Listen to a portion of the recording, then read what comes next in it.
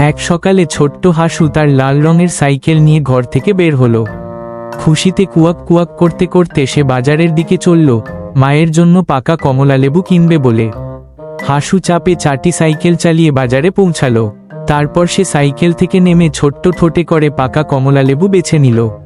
এক এক করে সব কমলালেবু সে তার সাইকেলের ঝুড়িতে রাখল। সব গুছিয়ে নিয়ে আবার সাইকেল চালিয়ে বাড়ির পথে রওনা দিল। ফেরার পথে হাসুর ছোট্ট সাইকেলটা হঠাৎ একটি গর্তে পড়ে গেল। ধপাস!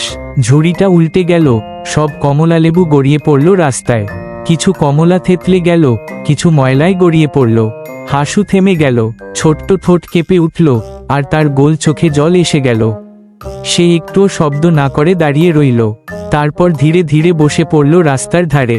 তার ছোট্ট পাখনাগুলো দিয়ে মুখ ঢেকে নিল, আর চুপচাপ কাঁদতে লাগল। নরম পালকে ভারী হয়ে উঠল কান্নার ফোঁটা, মাটিতে পড়তে লাগলো টুপটাপ করে। গল্পটি ভালো লাগলে বন্ধুরা লাইক, কমেন্ট, শেয়ার, সাবস্ক্রাইব করে দিও।